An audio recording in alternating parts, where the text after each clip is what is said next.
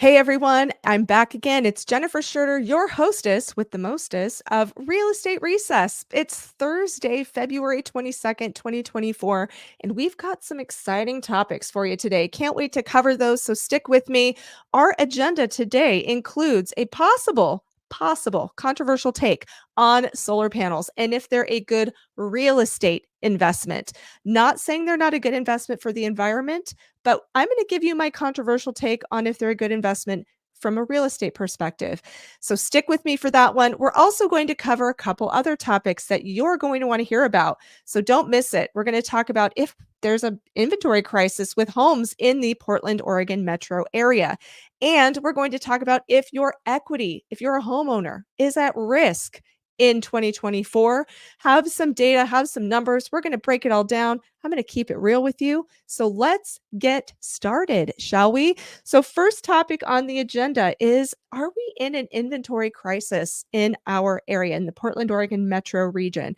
And so, did a little bit of time traveling. I decided to look back at a period of time that everybody seems to talk about because one of the other questions I get, so I get a couple questions usually. One of them is always, how's the market? And that's a very broad question. It usually opens up a bigger conversation because everybody asks that question with a little different motive in mind or different curiosity coming from a different viewpoint. The other question is, or the other comment I should say that I get a lot is the market going to crash or the market's going to crash? It's either a question or a statement. And so this is kind of in that same lane of our inventory crisis. So I said, well, let's go back to the crash and compare the amount of homes that were available during a crash, a real crash in the most recent history. And a lot of us have lived through that. I lived through it. I was a homeowner. We bought our first house in 2007. So I experienced the crash as a homeowner and somebody who came out on the other side of that. And I remember what those years were like and want to compare that to today. So I have some data, I have some charts I want to share. I put something together for you to take a look at. So what we have here, this is a snapshot of a piece that comes out with the RMLS, so Regional Metro Listing Service. That is our area's MLS, where all the listings are. They track market data. So they release this information every month, and these are the snapshots of this report from the section that talks about the housing inventory. So as you see here, we've got on the upper left 2007, 8, and 9, and what those inventory levels were January through December. Then the next section, we have 2010, 2011, and 2012 compared to today. So just to break this down, so I don't have a coughing fit, I've got my tea here. So what you see there's inventory in months. And when we use the term inventory of months, we use that as a measure to say, well, how long is it going to take to sell every single home we have on the market, assuming no other homes hit the market at all? So the homes that are on the market now are the only ones that are going to be available to sell in that hypothetical situation. So then it would say, if we look at January 2007, it would basically mean that it would take about 6.2 months to sell everything that was on the market in January of 2007. Let's jump ahead a couple years to January of 2009. What happened between 2007 and 2009? The Great Recession, the housing crisis kicked off, all of the short sales and foreclosures that were happening that came as a result of those years. That was a peak in those years of 19.2 months of inventory. That means it would take over a year and a half to sell every single home that was on the market during those years. That is a very long time. So let's jump ahead in time. Go over there to 2021, 22, and 23. So 2023 through December is our most current, one of the more current market action reports received. And I want to put it in there because it shows 3 full years of history. And you will see the remarkable difference between 2007 and through 2012. And you can see the numbers we're looking at there. Huge difference, quite a huge difference. So we've got in January of 2021, 1 month of inventory. That means it would take a single month to have sold. In January of 2023, we had 2.7 months. So 2.7 months to sell everything. So all of this to demonstrate that in order for it to take a year and a half, like it did in January of 2009, to sell those houses, that means there was an absolute huge amount of homes. There was a massive oversupply of homes because, and here's the rule, if we have 6 months of inventory, that's kind of like, oh, stasis, it's balanced. It's not a buyer's or seller's market. Anything less than 6 months means a seller's market. So where we're at today, by that rule, anything less than 6 months, we're in a seller's market. For the last 3 years, according to this RMLS data, we have been in a seller's market. If we go back to 2020 and beyond, there are several years where we have been in a seller's market because we have an undersupply of inventory. Going back and looking at 2007, 8, and 9, and all the way through months in 2012, there were several months where we were at 6 months and above. It was a buyer's market. That was a chunk of time where we had too much more the cards in the poker hand, right? So that is our inventory. That's one piece of that puzzle. So then the other thing we want to look at, I want to add this. This little box is some data from the National Association of Realtors that I thought was really interesting to kind of paint a picture of our inventory situation here. So the US as a whole, and this is especially true since the crash happened, is that an under we've underbuilt by, to their estimation, 5.5 million housing units over the last 20 years. So 20 years ago we were just going into the crash. So even though at that time, if you average out all of these years and we take the crash, kind of the outliers out of the equation, we are still underbuilt. There's still more need for houses of all sorts, affordable housing units and homes that people want to buy, than we have available to buy. And that's a huge amount of underinvestment in our housing and things that we need. And I think another crucial point to all of this is, as far as that inventory crisis is concerned, and housing and owning property being a great equalizer in terms of equity across different types of different people in different walks of life from different ethnic or racial backgrounds, is that middle income homeowners have accumulated $122,000 in wealth due to price appreciation alone. That is a huge chunk of net worth for people that is not being made available because we have an undersupply of housing. And isn't that amazing to think that we have there's a lot of issues and concerns with what's going on in the real estate market, including affordability.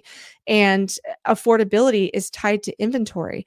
And if there's not available inventory, then that's where you see prices going up. It's that supply and demand economics chain that's tied together. When there's not enough of something to buy and there's more people that want to buy that thing, the price is going to go up.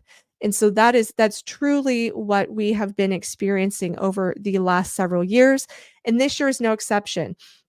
Inventory has increased. Yes. Like if we go back to this chart here and we see over the last couple of years, mid 2022 is when interest rates started to go up, when the Fed said, hold on, we got to pump the brakes on inflation. Housing is a big part of our economy as a country.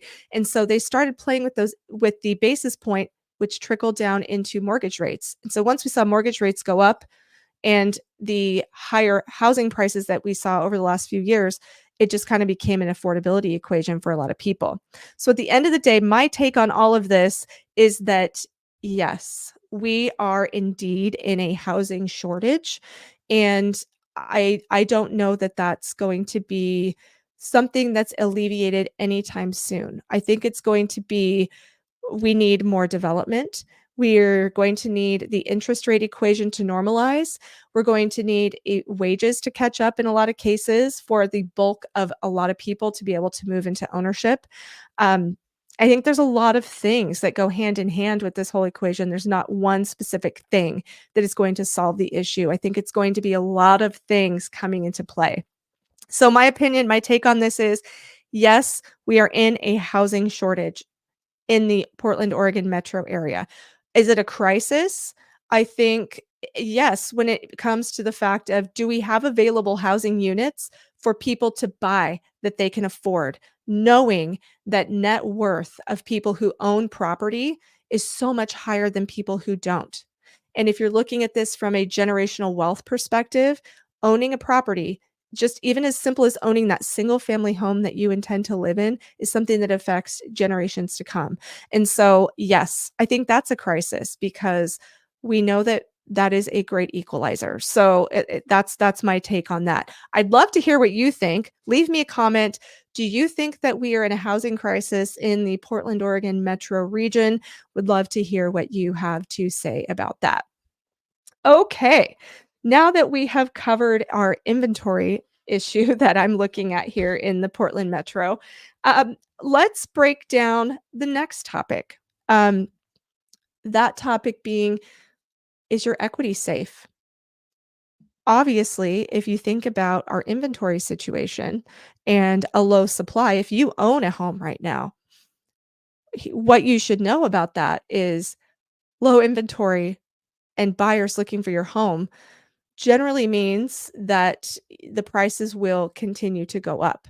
At what rate they continue to go up, it really all depends.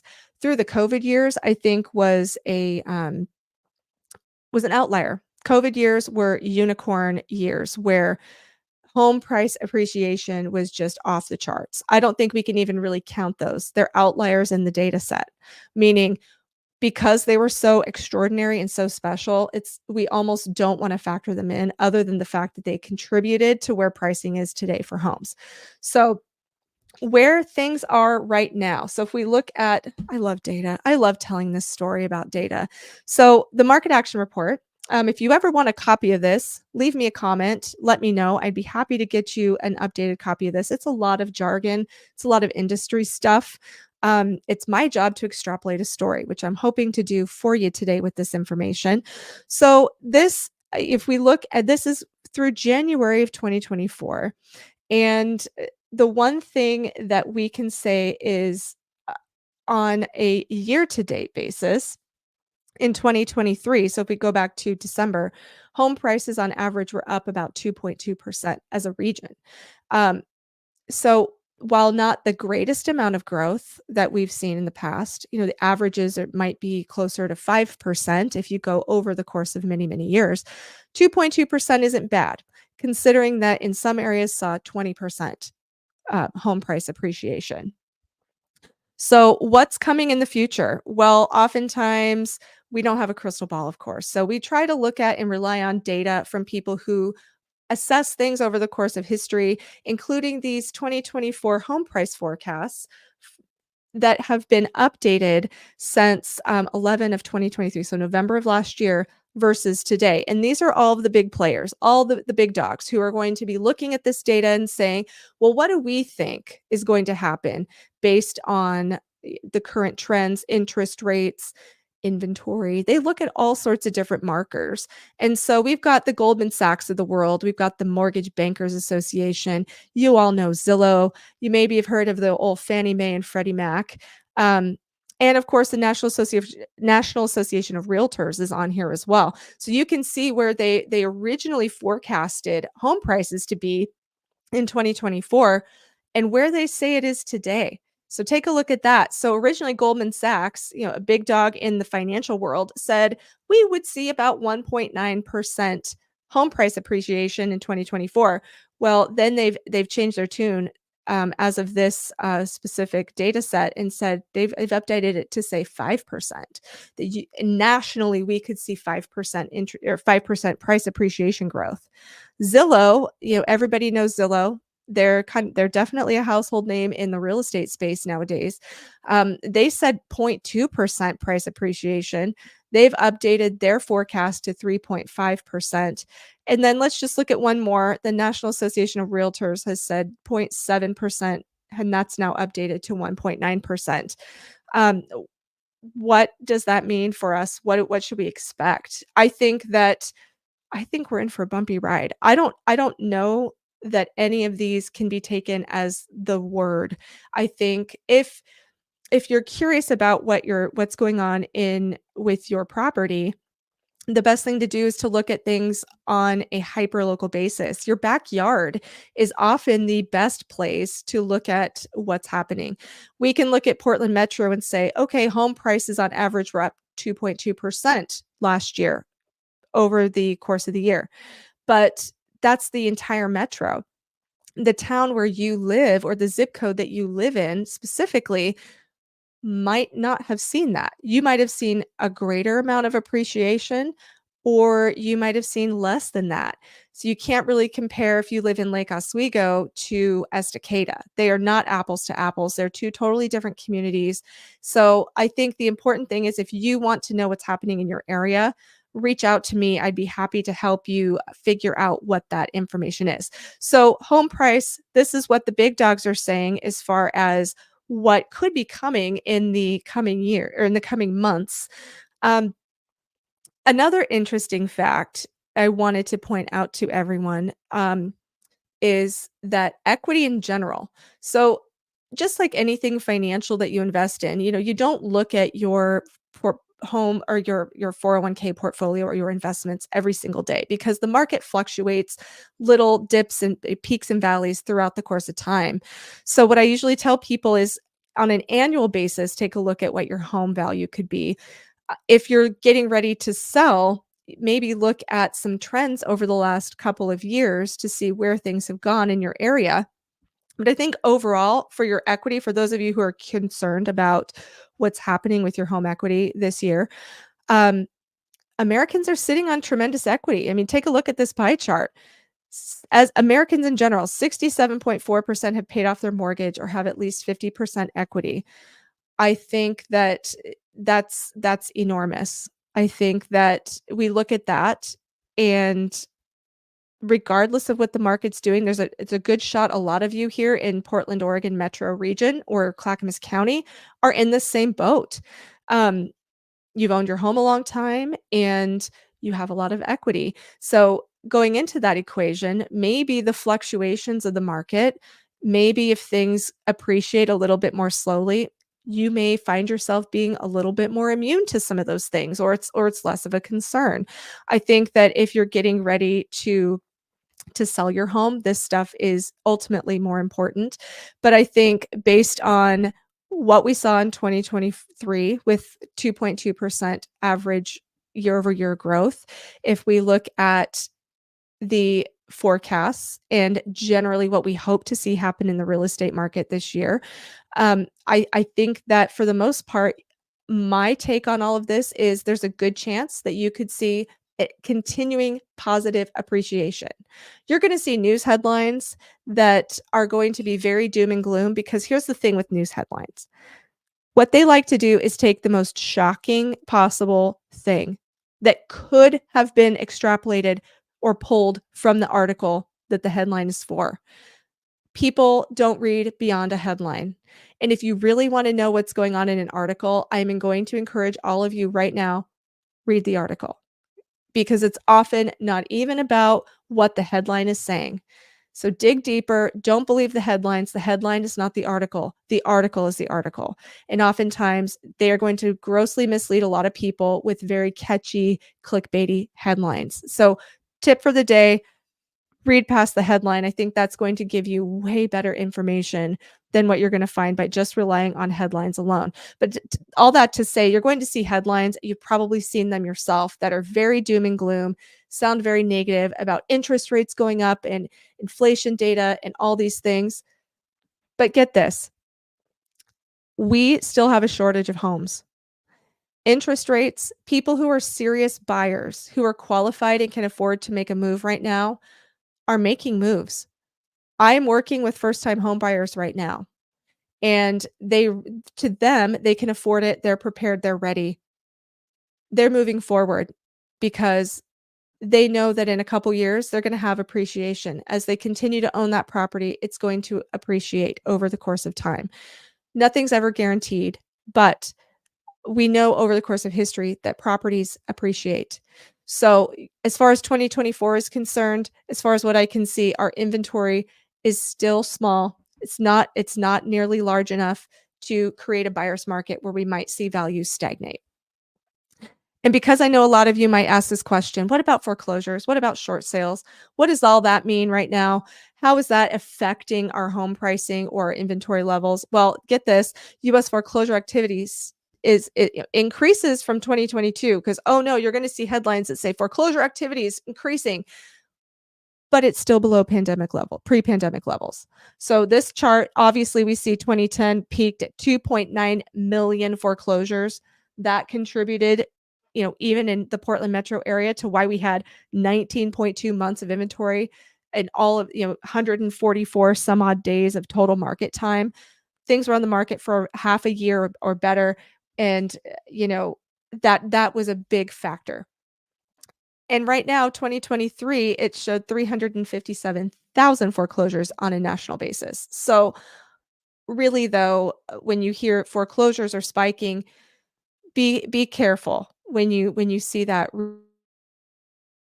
And I'll leave this on this note with the foreclosure side is that borrowers in later stages of delinquencies, that means people who have not made their payment on time or have not made a payment in a couple of months or longer. Um, in the later stages of not making payments, there are alternatives because they have equity. Yes, that this right here, this one, 67.4% have paid off their mortgage or have at least 50% equity. You even 32.6% that have less than 50% equity, these folks that might be in these later stages of delinquency where they might be getting ready to foreclosure, there's other alternatives that can help them get out of that home and not hit the foreclosure status. So, is your equity safe in 2024? Based on what I see, based on our inventory, based on the data, based on all these things we talked about, I think that moving forward, your equity position in 2024 for your property is probably going to be in a positive direction. So let me know what you think. Obviously, there's some strong opinions about this. Leave me a comment. Let me know what you think. Do you think home equity is threatened in 2024? And if so, what is your reason? Tell me what you think. I'd love to hear it. I'm always open to hearing folks' thoughts on that. Okay. And finally, let's talk about solar panels. Solar. PGE recently, and I'm sure that this is a major pain point for a lot of you because holy cow, I can't imagine having my electric bill increase 17%.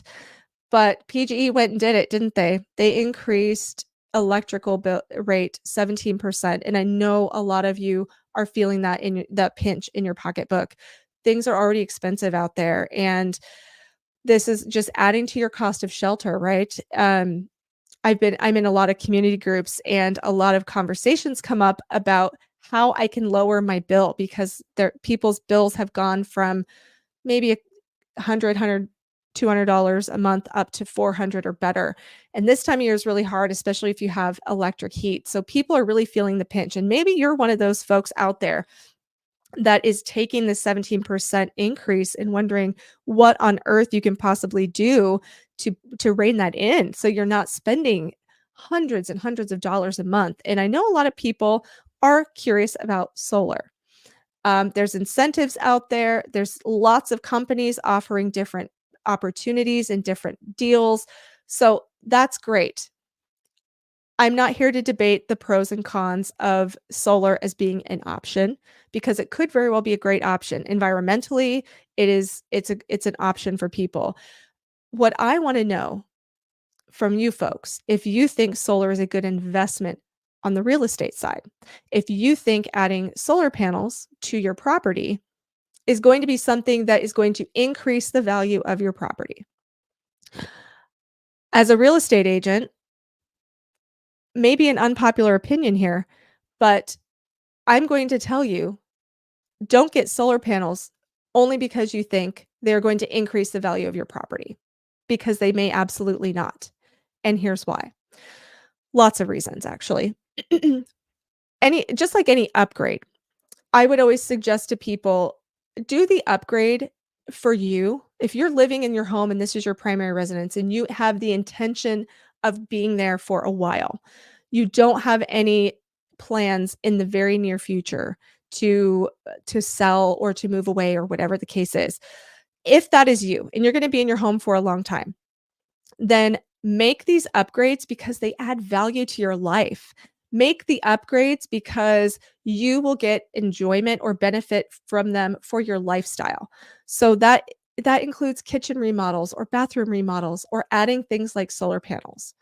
If it saves you money on your electrical bill, fantastic. If you feel good about it from an environmental standpoint, even better. However, don't add them if you want to add value to your home. So, and here's some issues that you could run into if and when you go to sell your home here in a couple of years. So, let's say you're going to be in your home another year or two and you're going to add solar panels and you don't have the cash to pay for them all up front and you're going to use some of these programs that finance you can finance the solar panels for however long. um, a lot of times they're a longer term loan, so you financed it, you have this $30,000 loan that you're paying on every month.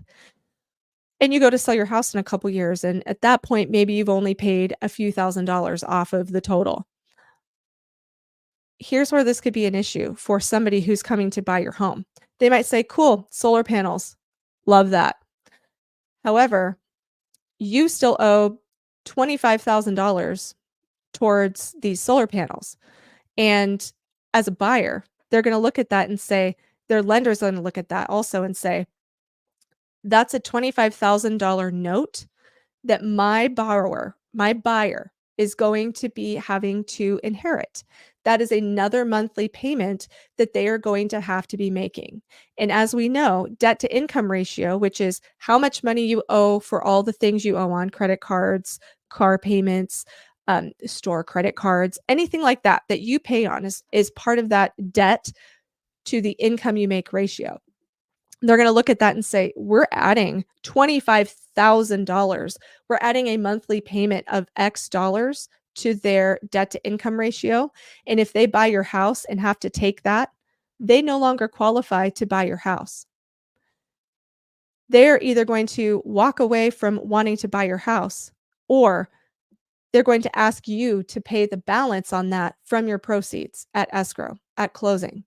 So that means that, and this is just a possible scenario, you would then have to either negotiate that if that buyer is not interested in taking on that loan. So that's just one possible scenario that I can think of that could present some challenges for you as a seller.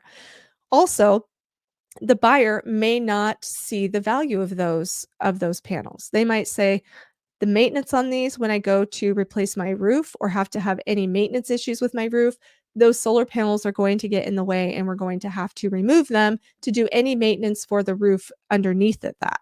That is another cost. And granted, that could be years down the road. And maybe when you do this, you decide we're going to do the roof at the same time as the solar panels. So that way we can assure the longest life possible for the roof and the solar panels before we have to do anything. So something else to think about there.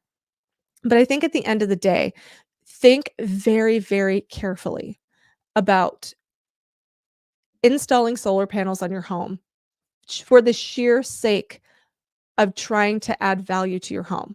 Because it is one of those things that's very subjective and it could end up costing you in the long run, especially if you have to sell very soon. And on just an absolute basis of how do you find the best deal, talk to a few different companies if you're going to go invest in solar panels for your property.